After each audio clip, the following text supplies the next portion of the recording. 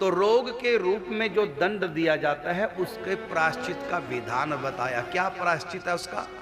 कुछ मंत्रों का जाप, कुछ अनुष्ठान, औषधियां, पथ्य अपथ्य का ध्यान रखे तो रोग निवारण हो जाता है।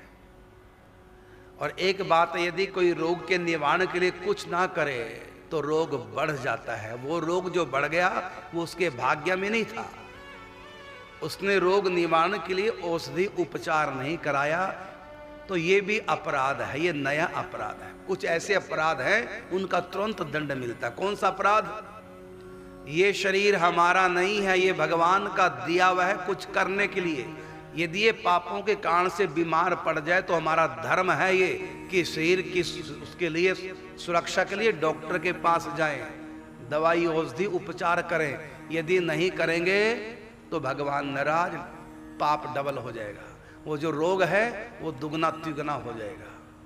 अब ये तिगुना जो रोग बढ़ गया ये हमारे प्रारब्ध में लिखा नहीं था, हमने उपचार नहीं कराया, ठीक प्रकार से ट्रीटमेंट नहीं किया तो अपराध पड़ गया। जैसे उदाहरण के रूप में आपकी कोई गाड़ी मांग के ले गया, अब गाड़ी में रास्ते में जब आ रहा था काम करके पंचर हो गया।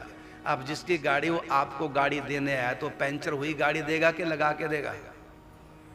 क्योंकि जब उसको हमने गाड़ी दी है तो उसकी संभाल का कर्तव्य भी उसी का है। करे यात्रा जहां जाना, लेकिन ठीक करके लाए। यदि वो सोचे हमारी थोड़ी गाड़ी है और पंचर वाली छोड़ जाए तो उसको दोबारा गाड़ी नहीं मिलेगी। अर्थात कोई शरीर का उपचार न कराए और रोग बढ़ता गया, अंत में मौत हो गई, अगला उसको मनुष्य जन्म मिलेगा नहीं। जो ही जन्म लेगा मनुष्य बन के तुरंत उसकी मृत्यु हो जाएगी, क्योंकि पिछले जन्म में इसने डॉक्टरी उपचार नहीं कराया था।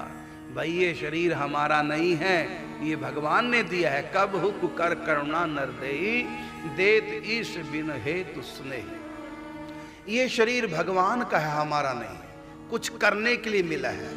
इसलिए इसको समय पे खिलाना, इसके स्वास्थ्य का ध्यान रखना, बीमार पड़ गया तो औषधि का उपचार करना, समय पे इसको सुलाना, आराम देना। क्यों? क्योंकि ये शरीर हमारा नहीं, ये हमको भगवान की अमानत मिली है कुछ समय के लिए।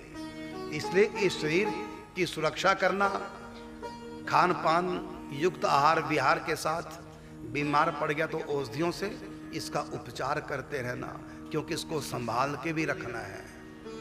और इससे भजन परोपकार करके भगवान की प्राप्ति भी कर ले।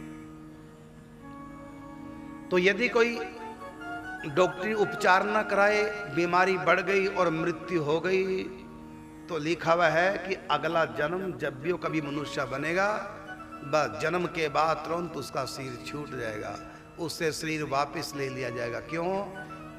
क्योंकि पिछली बार उसने आत्महत्या जैसा पाप कर दिया, दवाई नहीं खाई, ट्रीटमेंट नहीं किया, तो परिणाम तो आयु नहीं मिलेगी अगली बार उसको। इसलिए शरीर को संभाल के रखना ये भी भगवान की भक्ति है। कोई हमारी गाड़ी ले गया कहीं जाने के लिए तो उस गाड़ी को संभालना, केवल यात्रा करना ही उसका धर्म नहीं है। गाड़ी को संभालना, सुरक्षित रखना, ये भी उसका धर्म बनता है। इसी प्रकार से शरीर हमारा नहीं है, भगवान का दिया हुआ है। इसलिए इसको समय पे खिलाना पिलाना, गर्मी सर्दी से बचाना, ये भी भगवान की सेवा है। और इस शरीर से भजन करना, भगवान की दी हुई वस्तु से भगवान को प्रसन्न करना। और केवल वस्तु ही, ये शरीर ही नहीं, हमको जो भी सुख सुविधा मिली है, जो भी धन संपत्ति मिली है, जो भी जमीन जायदाद मिली है, जो भी पति पत्नी बच्चे मिले हैं, माता पिता मिले हैं, ये भी सब किसके दिए हुए हैं? परमात्मा के। इसलिए इनको भी संभाल के रखना है। माता पिता को, पति को, पत्नी को, बच्चों को, इनकी भी सेवा करनी है। केवल अपने शरीर को ही नहीं संभालना, और जो पारिवारिक जन भगवान ने दिए इनको भी संभालना।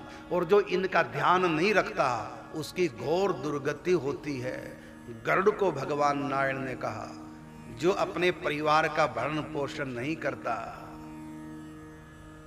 तो नरक में जब जाता है उसको भूख लगती है, संडासी से उसी का मांस नोच करके उसको खिलाते हैं भूख लगने पे, कि तुमने अपने परिवार का ध्यान क्यों नहीं रखा। मां बाप की कमाई हुई सारी संपत्ति का तू वारिस तो बन गया, लेकिन तू मां बाप की सेवा नहीं कर पाया। लो अब अपना ही मांस खा। तो इसलिए परिवार को भी संभालना हमारी जिम्मेदारी है। ये भी भगवान की सेवा है, भगवान की भक्ति है। यदि नहीं करेंगे तो अपराध पड़ेगा। तो भगवान की आज्ञा मान करके, ये सब भगवान के जन है, प्रभु ने मुझको दिए हैं परिवार के रूप में, और स्वयं परमात्मा इनके पास बैठा मेरे आगे पीछे घूम रहा है इन्हीं के रूपों में। ऐसा भक्ति भाव धारण करके अपने परिवार की सेवा का ध्यान रखें। व्यवहार के द्वारा, वाणी के द्वारा कभी ऐसा कड़वा शब्द नहीं बोलना जो हमारे पारिवारिक जन को, किसी को कष्ट पहुंचे और घर में लड़ाई झगड़ा प्रारंभ हो जाए, राग द्वेष का वातावरण बन जाए। आज तो हम लापरवाह हैं, कैसा भी पत्नी से व्यवहार कर देते हैं, पति से कैसा भी व्यवहार कर देते हैं, सास ससुर से बहू से जो मर्जी बकवास कर देते हैं। आज हम लापरवाह हैं, लेकिन आपको नहीं पता आपके कंधों पर चित्रगुप्त बैठे हैं जो आपके पाप पुण्य का हिसाब किताब लिखते रहते हैं और तुरंत सेंड कर देते हैं संयमनीपुरी यमराज के यहाँ। वहां पर सब जमा रहता है कर्म हमारे, इसलिए इनका नाम है चित्रगुप्त।